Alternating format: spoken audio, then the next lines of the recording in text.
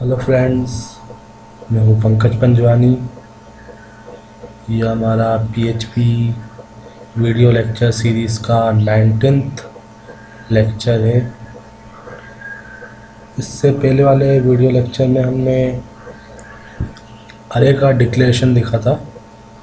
आज के वीडियो में हम अरे का डिक्लेरेशन और इनिशियलाइजेशन दोनों देखेंगे। ठीक है, तो इनिशियलाइजेशन आपके लिए इसमें नया हो जाएगा, तो हम ओपन कर लेते हैं।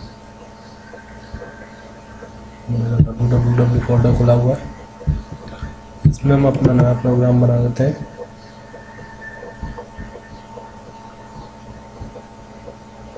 New text document 18th programme है ये हमारा।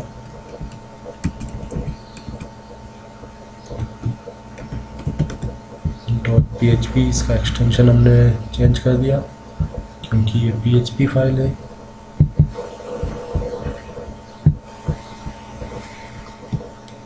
सबसे पहले ओपनिंग और closing tag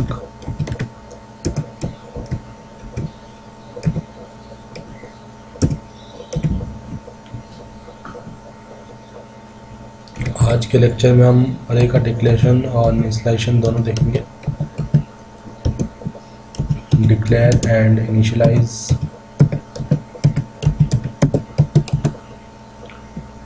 declare and initialise the array. Okay, declare and initialize the array। तो सबसे पहले हम एक वेरिएबल बना देते हैं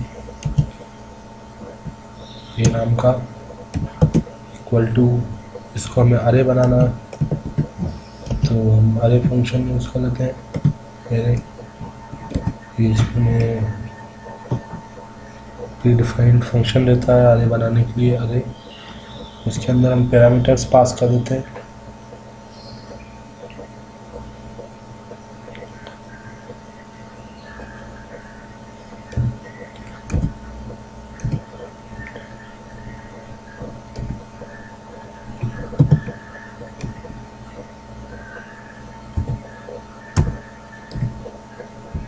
इसमें हमने एक स्ट्रिंग पास कर दी PHP,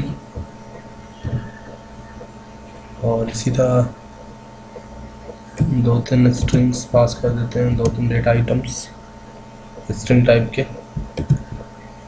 HTML सिंगल कोट्स या डबल कोट्स कोई भी लगा सकते हैं। सिंगल कोट्स लगा देता हूँ मैं।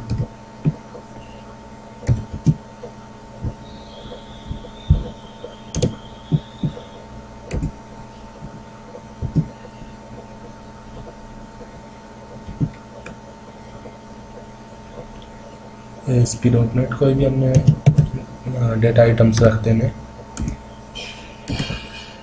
मैं लैंग्वेजेस के नाम लिख दे रहा हूँ यहाँ पर डेटा आइटम्स के तौर पे। ASP.NET, PHP, HTML, ASP.NET तीनों ही वेब डिज़ाइनिंग के लिए यूज़ होती हैं ये लैंग्वेजेस।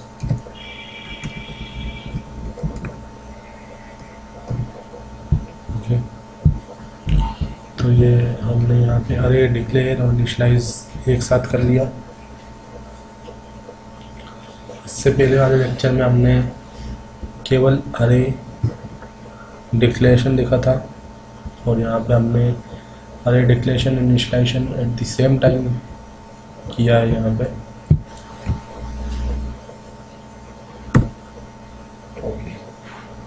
इसको हम प्रिंट करवाते हैं, प्रिंट अंडरस्कोर आर। अरे को प्रिंट करवाने के लिए हमेशा हम प्रिंट अंडरस्कोर आर लिखेंगे। वेरिएबल पास कर देंगे, लाइन को टर्मिनेट कर देंगे। ओके, एक और चीज़ इसमें हम कर लेते हैं, एक वेरिएबल और बना लेते हैं, काउंट।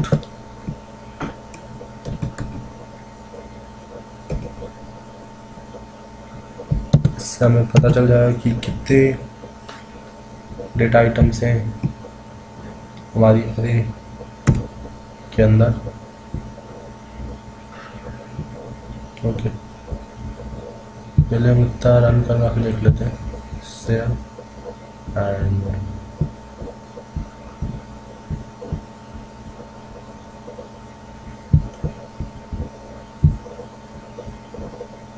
PHP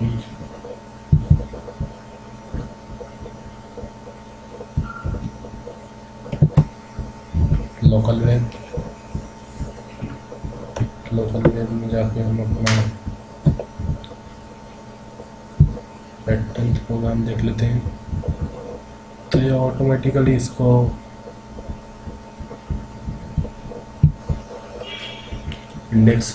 ऑटोमेटिकली इंडेक्सिंग हो गई है। 0 इंडेक्स पे PHP है, 1 इंडेक्स पे HTML, 2 इंडेक्स पे ASP.NET। ठीक, काउंट का यहाँ पे हमने बनाया तो है पर शो नहीं किया। काउंट को भी हम शो कर सकते हैं, इको के थ्रू शो कर देता हूँ मैं। इको पहले ब्रेक टैग लिख लेते हैं, लाइन ब्रेक के लिए इको टैग लिख लिया और ब्रेक टैग लिख लिया लाइन ब्रेक के लिए। उसके बाद हम शो करते हैं अपने वेरिएबल n को, तो उससे हमें पता चल जाएगा कि कितने डेटा आइटम्स हैं।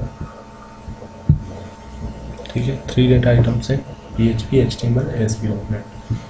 अब हम इसमें कुछ और चीज़ें देख लेते हैं और एक और ज़्यादा क्लियर अंडरस्टैंडिंग में हम टर्मिनेट करते हैं इसको।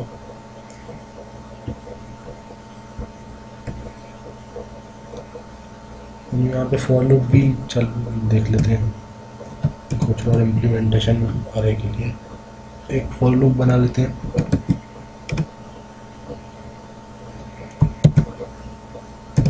वेरिएबल आई नाम का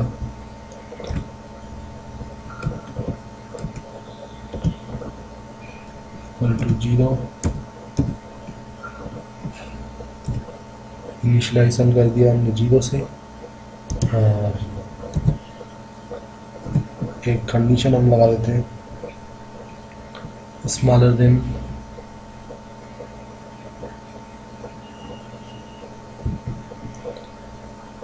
आई स्मॉलर देन n।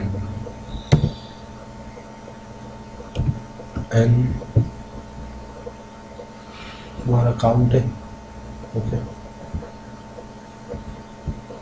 मतलब जब तक डेटा आइटम से स्मॉलर रहेगा तब तक चलेगा। आई यहाँ पे हम इंडेक्स के लिए यूज़ करते हैं, इंडेक्सिंग पर्पस के लिए। इसका इंक्रीमेंटेशन देख लेते हैं, i++1 से इंक्रीमेंट कर देते हैं हम आई को। इंडेक्स हमेशा 1 से इंक्रीमेंट होगा, करेंगे 0 आफ्टर PHP 0 इंडेक्स पे, HTML 1 इंडेक्स पे, ASP.NET 2 इंडेक्स पे। ओके,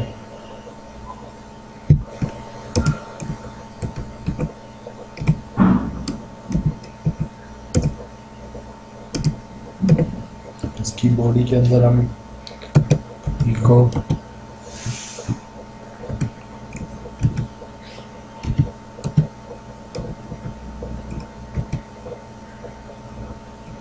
ब्रेक टैग पर लिख लेते हैं लाइन ब्रेक के लिए। उसके बाद वेरिएबल का नाम और इंडेक्सिंग बता देते हैं। यहाँ पे हम इंडेक्स के अंदर यहाँ पे हम वेरिएबल आई पास कर देंगे। यहाँ पे क्या होगा कि स्टार्टिंग में आई की वैल्यू इनिशियलाइज होगी 0 से और यहाँ पे चेक होगा कि क्या आई स्मॉलर देन n है। इनिशियली 0 वैल्यू है, क्या 0 स्मॉलर देन n है और n तो 3 है, 0 स्मॉलर देन 3 है। ठीक है, तो ये हमारा सक्सेसफुल हो जाएगा और यहाँ पे 0 पास हो जाएगा। तो जीरो इंडेक्स पे जो भी हमारा डेटा आइटम रहेगा, जो भी अरे एलिमेंट रहेगा वो प्रिंट हो जाएगा। ओके, अगेन लूप चलेगा और हमारी वैल्यू बढ़ चुकी होगी, 5++ हो चुका है और ये 1 हो जाएगा। फिर कंपैरिजन होगा, क्या 1 स्मॉलर देन है 3 से?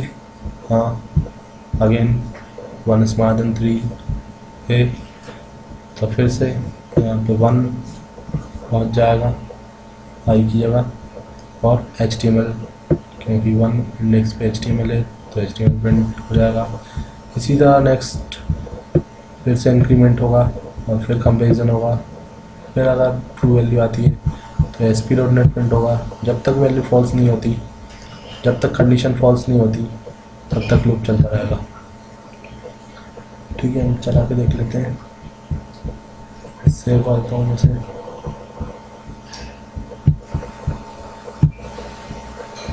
किधर आ रही है छोटी सी, यहाँ पर हमने इसको टर्मिनेट नहीं किया।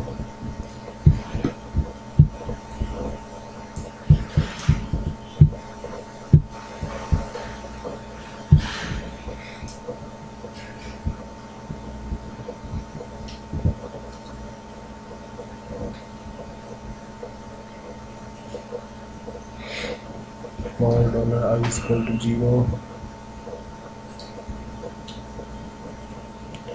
$i smaller than $m, $i++। यहाँ पे मैंने डबल कोट्स नहीं लगा। ओके, अगेन सेव कर लेते हैं। कोई इधर नहीं आएगी इस बार। और जो पहले PHP प्रिंट हुआ, फिर HTML, फिर ASP.NET, ये तीनों वैल्यू हमने लाइन ब्रेक करके प्रिंट करवा ली फॉर लूप का यूज़ करके।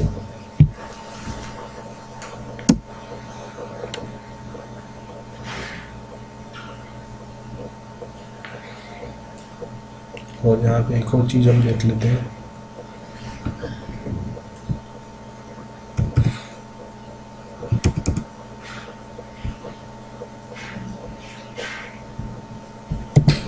एक और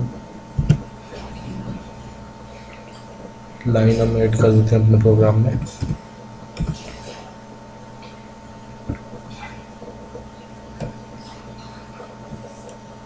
ये लाइन भी फॉर लूप के अंदर ही है, तो जब तक कंडीशन फॉल्स नहीं होगी ये लाइन भी एग्जीक्यूट होगी।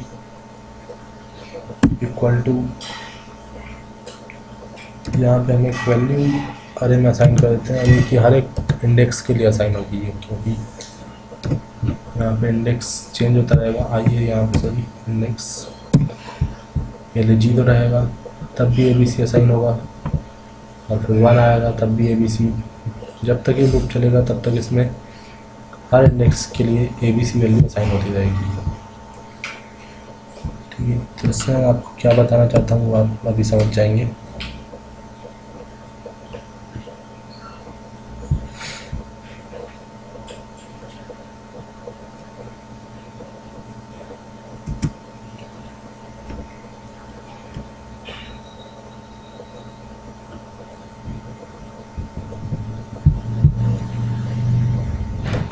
लूप के बाहर हम फिर से अरे को प्रिंट करवा देते हैं। प्रिंट आर,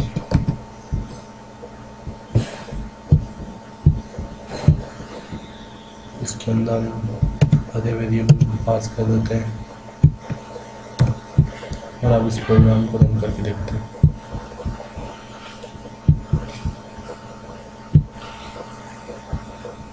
ये नेक्स्ट लाइन में आ जाए, इसके लिए हम ब्रेक टैग लगा देंगे फिर से। इको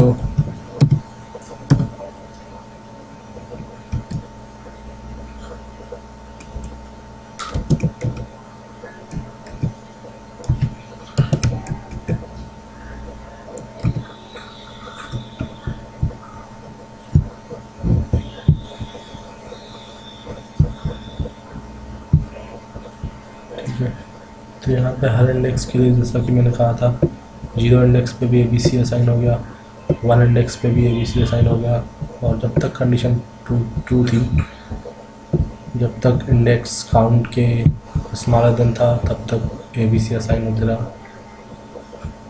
ठीक है,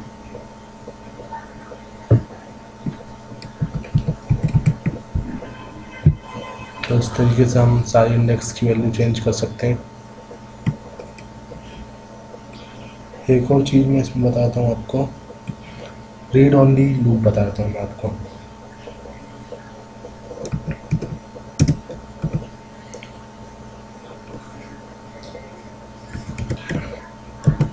रीड ओनली लूप, इससे क्या होगा, रीड ओनली लूप और safe loop as it does not modifies array data, as it does not modifies array data। Read only loop और सेफ लूप, इससे होता ये है कि इससे कोई भी डेटा मॉडिफाई नहीं होता अरे के अंदर। जिस तरह हमने यहाँ पे मॉडिफिकेशन किया, तो सारे इंडेक्स पे हमारी ABC वैल्यू असाइन हो गई। प्रीवियसली हमने PHP असाइन किया था 0 इंडेक्स पे, लेकिन वो ABC असाइन हो गया। HTML असाइन किया था, लेकिन फिर भी ABC असाइन हो गया। ASP.NET की जगह भी ABC असाइन हो गया। यहाँ पे वैल्यू चेंज होगी, लेकिन रीड ओनली लूप से वैल्यू चेंज नहीं होगी। मैं बताता हूँ कैसे करना है इसको। फॉर की जगह हम इसमें फॉर ईच लिखेंगे, और इसमें पैरामीटर के तौर पे हम $a $x लिखेंगे। ओके,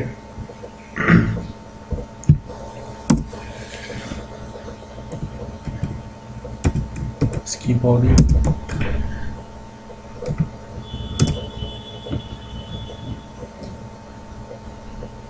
इको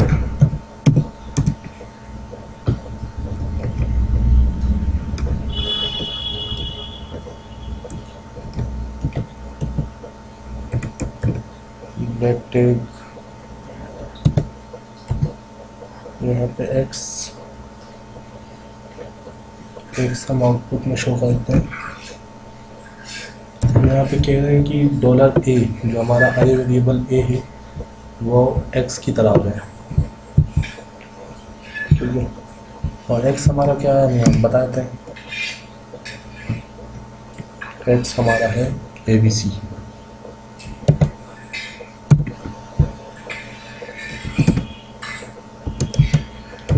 ABC, इसमें पहले की तरह यहाँ पे भी हमने ABC असाइन किया था, यहाँ पे भी ABC असाइन कर रहे हैं, लेकिन यहाँ पे चेंज नहीं होगा। आप नोटिस करेंगे उस चीज़ को।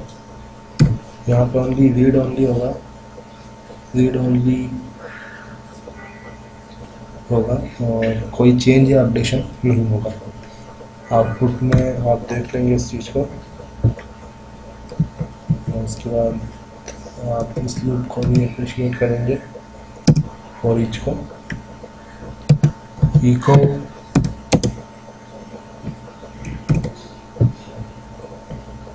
बैक टैग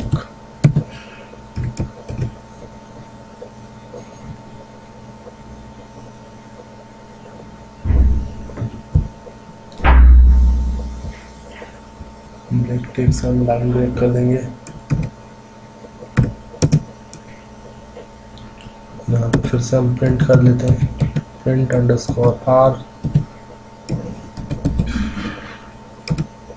वेरिएबल असाइन कर दिया $a।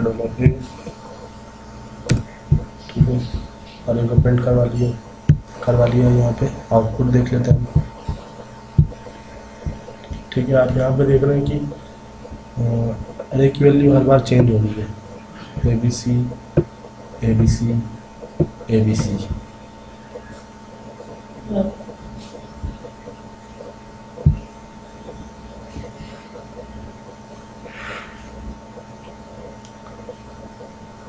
ठीक है, ये सब क्यों हो रहा है आपको बताता हूँ।